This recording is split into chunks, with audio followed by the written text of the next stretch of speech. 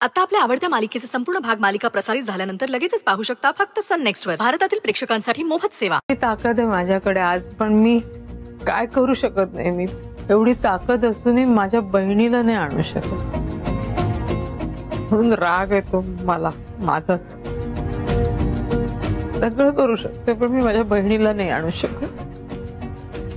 काय करू ह्या आयुष्यात? तिच्याशिवाय आयुष्य आयुष्य आहे का? तर कोणासाठी जगायचं? आता नाही, हे गोडधोड खावंसं नाही वाटत म्हणून नाही खात आहे गोड. नाही, मी समजू शकते. जीवाभावाचा माणूस गेल्यानंतर काय त्रास होतो ना याचा चांगलाच अनुभव आहे मला. माझ्या लहानपणीच माझे वडील मी गमावले. त्यानंतर माझी जीवाभावाची मैत्रीण मला सोडून गेली.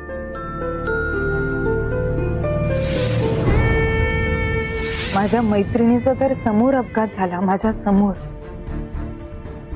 मला माहिती होतं आपण तिला वाचवू शकतो, पण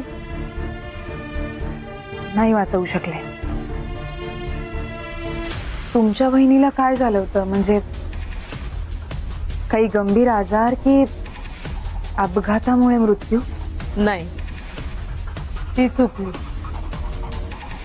जीवाच्या आकांताने तिला सांगत राहिले, बाई ग संयमाने राहा, संयमाने राहा. नाही राहिली ती. झालं, केली. सॉरी, पण मला नाही कळालं. म्हणजे नेमकं काय घडलं होतं? ही खूप लांब स्टोरी आहे. कधीतरी निवांत भेट, मला सांगेन मी तुला. आता झोप, मी पण झोपते. Good night.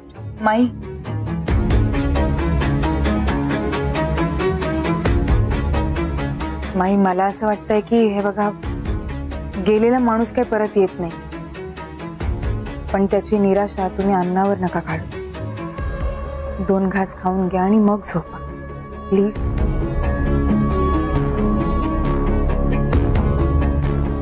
आज मला उपवास आहे असं समजते मी. Good night. सुंदरी, माझ्या साहेबला मारलेस तू. ज्या दिवशी तुला पूर्ण उद्ध्वस्त करेन त्याच दिवशी तोंड गोड करेन. येते का सुंदरी?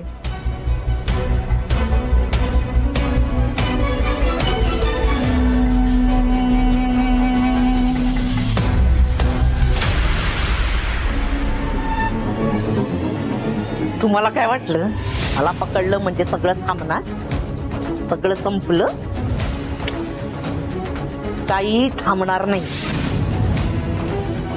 मी तर फक्त मुखवटा आहे हो. या सगळ्यांमागचा खरा चेहरा यागळा आहे जो तुम्हाला कधी दिसणार नाही.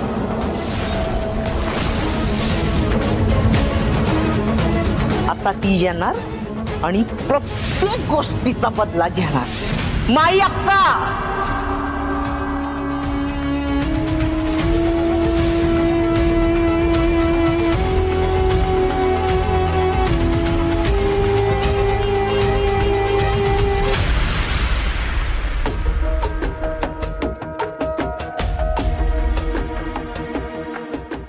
बाबा किती छोटी रूम आहे रे ही. मला नाही राहायचं इथे. चल आपण जाऊया इथे. आता काय सांगू तुला सावी, राहायचं तर मलाही इथे नाहीये, पण काय करणार.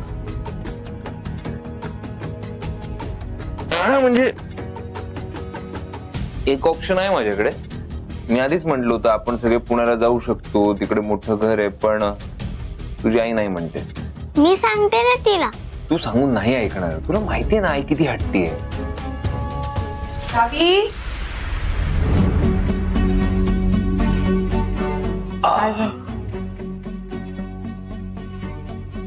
सावी, झाला अभ्यास? बघू, केलंस पाठ?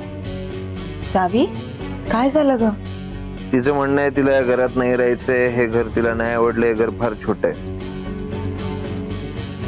आई, तू तर म्हणालीस की खूप मोठी रूम आहे आणि आता बघ किती छोटी रूम आहे ही. सावी, अगं असं नाही बोलायचं. का नाही बोलायचं? खरं तर बोलते ती.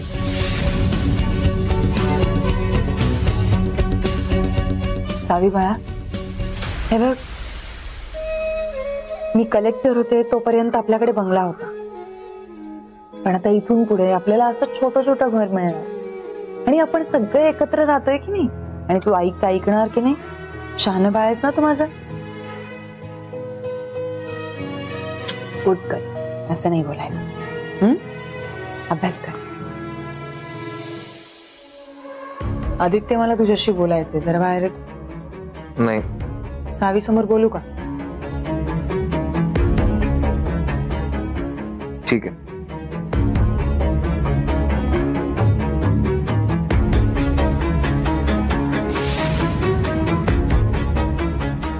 हो, मी आलो का लगेच?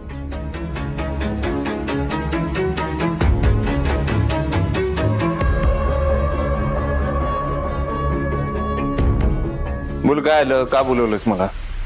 काय चाललंय तुझं? का मुद्दाम उद्धटपणे वागतोयस तू सावी समोर? याच्या आधी तर नीट वागत होता, आता काय झालं? आणि हे असले संस्कार करणार आहेस तू तुझ्या लेकीवर? या बाबतीत मला शिकवायचं. सावीसोबत कसं बोलायचंय, कसं वागायचंय, काय करायचंय, काय नाही करायचंय, हा माझा पर्सनल इश्यू आहे. कारण तिचा खरा बाप मी आहे आणि तू तिची कोणीच नाहीयेस. झालं परत तुझं सुरू? माझी लेक, मी तिचा बाप.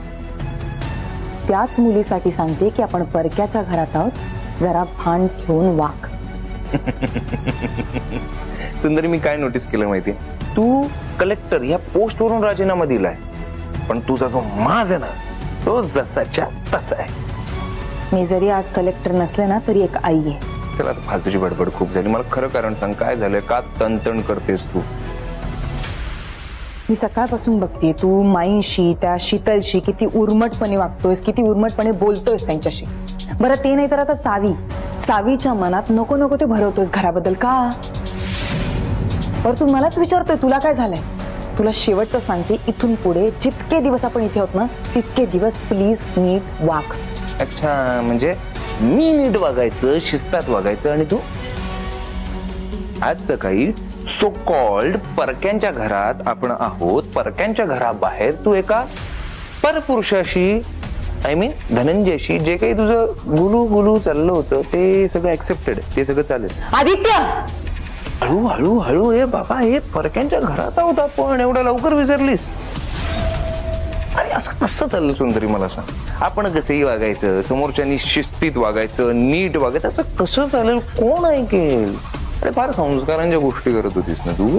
तर मला सांग, जेव्हा सावी बघेल की आपली आई, आपले बाबा इकडे उभे असताना एका परपुरुषासोबत गुलू गुलू गुलू करत बसले आणि त्या बाबतीत बाकीचे सगळे गॉसिप करतायत, तर काय संस्कार होतील तिच्यावर? विचार केलायस? अगं, तरी नशीब अजून तिला काही माहित नाहीये. उद्या जाऊन जर तिला दुसऱ्यांकडनं कळलं किंवा माझ्याकडून कळलं तर काय वाटेल तिला? काय विचार करेल तुझ्याबद्दल ती? रिस्पेक्ट राहील तुझा? सो आता ह्याच्या पुढे जर नीट वागायचंय तर आधी, नंतर. Okay, good night.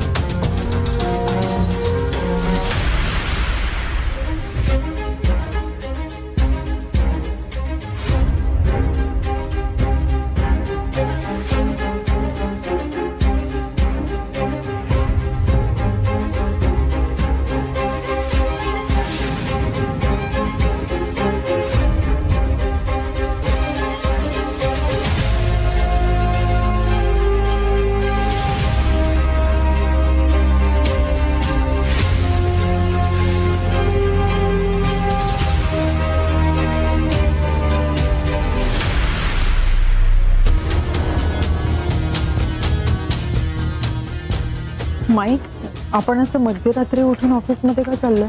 बाबा त्या सुंदरीची लक्षणं काही ठीक दिसत नाहीये. आपल्या जाळ्यात ओढायला तिला आणलंय खरं, तीच आपल्याला तिच्या जाळ्यात ओढते की काय अशी मला शंका यायला लागली. आपण सावध राहायला हवं. ऑफिसमधली सगळी इक्विपमेंट्स आपल्याला बाजूला करायला हवी, दुसरीकडे हलवायला हवीत. कळलं? चल, वेळ घालवू नकोस.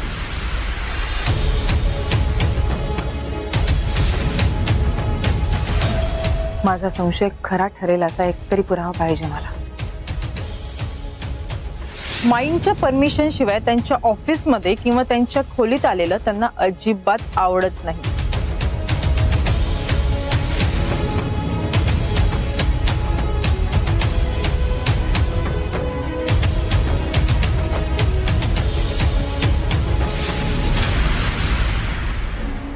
प्रत्येक वेळी मला जाण्यापासून रोखले म्हणजे नक्कीच काहीतरी असतं.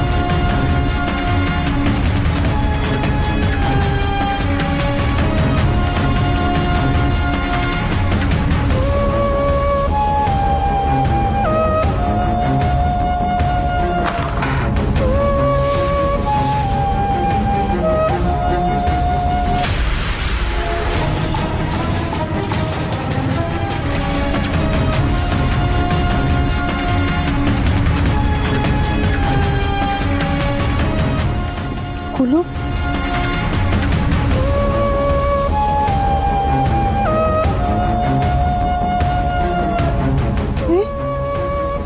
कुलूप?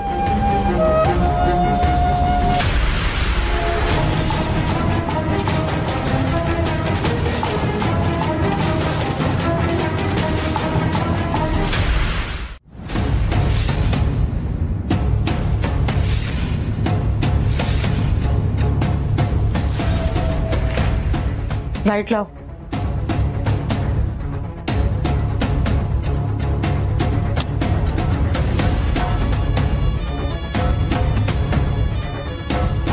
हे कुलूप इथे काय करते? मला नाही माहित. मला माहित नाही म्हणजे? माहित नाही म्हणजे हे कुलूप इथे कसं? माई, नक्की काहीतरी गडबड आहे. मी 100% कुलूप लावलं होतं.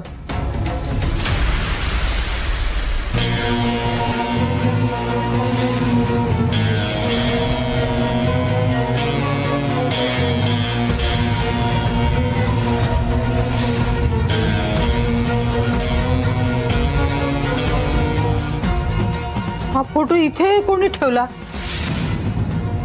तो असा इथे असतो ना? नक्कीच कोणतरी येऊन गेलं इथे. पण इथे येण्याची हिम्मत कोण करणार माई? सुंदरी, दुसरं कोण?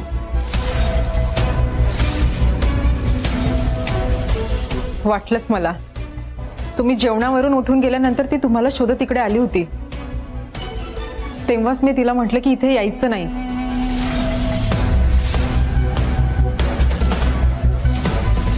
तू वेडी आहेस का? असं कशाला सांगितलंस?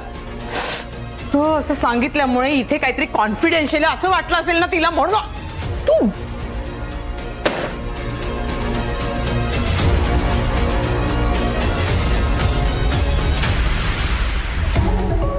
माई, हा फोटो नक्की कोणाचा आहे? मी तुम्हाला किती वेळा विचारलं, पण तुम्ही नेहमी असं म्हणता की वेळ आली की सांगेन.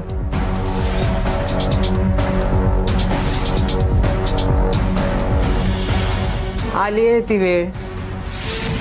हा फोटो कोणाचा सांगते.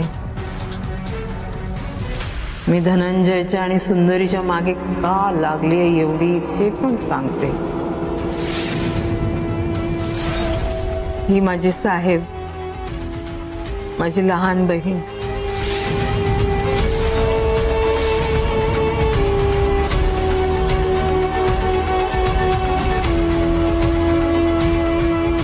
धनंजयने मागून हिच्यावर वार केला ग. त्यात ती गेली.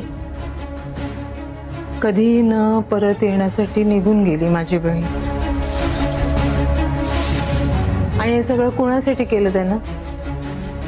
सुंदरीसाठी. तर या धनंजयला आणि सुंदरीला मी तिळानं मारणार आहे. म्हणून मग नक्षलवाद्यांना सांगून त्याला किडनॅप करवलं मी आणि या सुंदरीचा राजीनामा घेतला. पण माझी हुशारी नाही कळली त्यांना. माझ्या माई मसाल्याचा मुखवटा भलताच भक्कम आहे.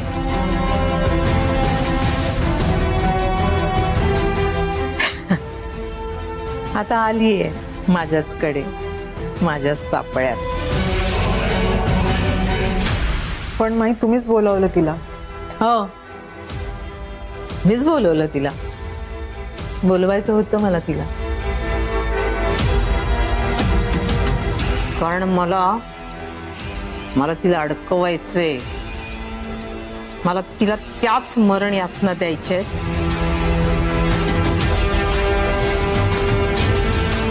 ज्या यातना माझ्या बहिणीने सोसल्या त्या यातना मला तिला आणि तिच्या नातेवाईकांना द्यायच्यात. धनंजयला तर अडकवलंय मी एका सापळ्यात. आता ही स्वतःहून आली माझ्या सापळ्यात अडकायला.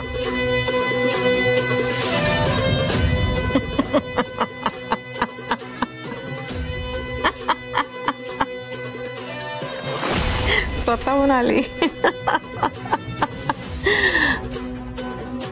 ऐक, इथलं सगळं अनऑफिशियल सामान, इल्लीगल सामान आहे ना, सकाळी कुणीही उठायच्या आत माझ्या खोलीत हलवायचंय. आलं लक्षात? हो माई. विसरायचं नाही.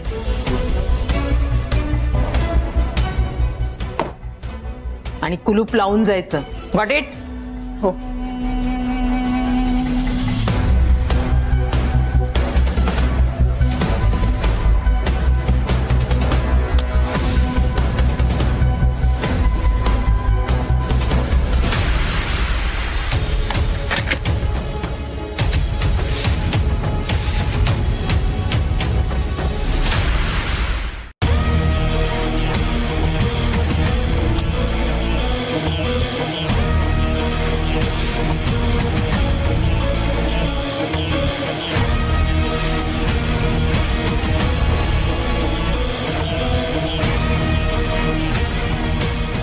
कसला आवाज असेल?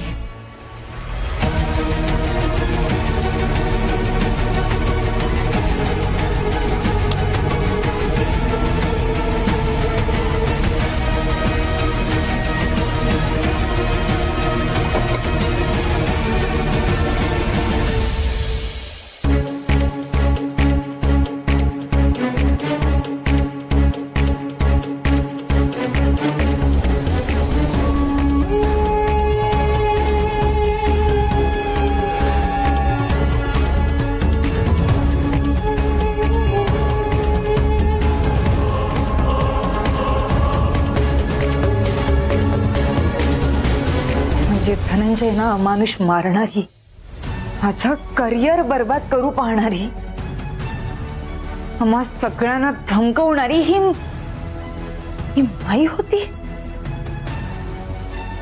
म्हणजे आमचा अंदाज खरा ठरला. पण नाही, तिला वाटत असेल तिनं आम्हाला संपवलं. असं कसं संपवलं?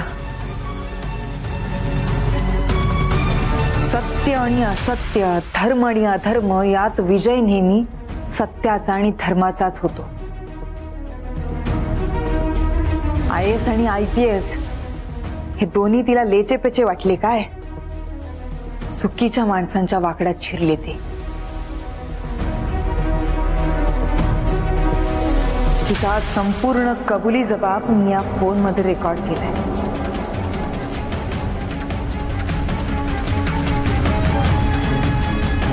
ना मी हरणार आहे ना धनंजय हरणार आहेत. तुला धडा शिकवणारच. पण धनंजयना सापळ्यात अडकवण्यासाठी तिनं काय कट रचला असेल त्याला ती शोधून काढायला पाहिजे.